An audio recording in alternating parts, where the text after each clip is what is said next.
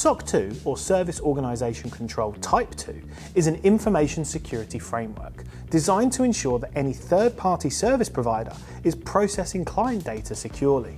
It was created by the American Institute of Certified Public Accountants, and as you might have guessed, it's most popular in the US, but it's gaining recognition elsewhere all the time. SOC 2 compliance is not a legal requirement, but it's a great way to build trust between you and your customers, particularly if your customers are in the US. You'll generally find yourself needing to be SOC 2 compliant as a request from a customer.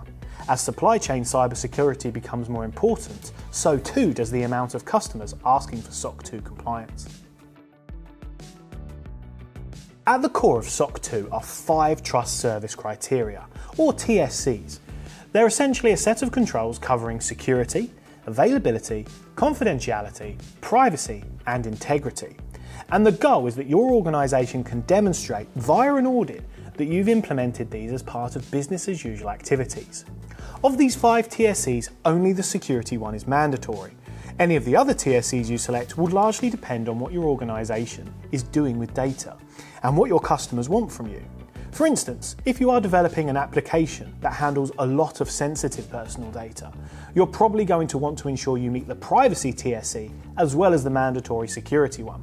And your customers might also insist on availability, for example.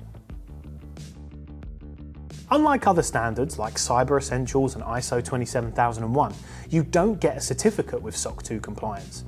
What you get instead is an audit report from a CPA-registered SOC 2 auditing company. They'll look at the applicable TSCs and how your organisation is complying with their requirements.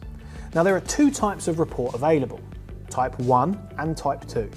Which type you need will, in the majority of cases, depend on what your customer is asking you to provide as evidence of compliance to SOC 2. A Type 1 report is based on a point-in-time audit. Essentially, it's a snapshot of your controls at a certain date, seeing if your controls are in place, if they're sufficient, and if you can prove they're working.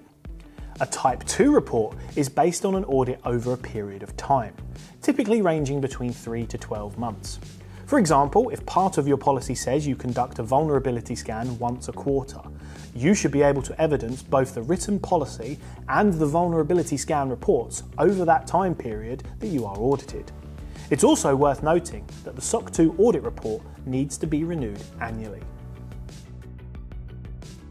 Here at Bulletproof, we're good at making SOC 2 as quick and painless as possible, and I've got some top tips for boosting your SOC 2 compliance. Number 1 is get buy-in from senior management. SOC 2 compliance is a top-down initiative that needs senior management support.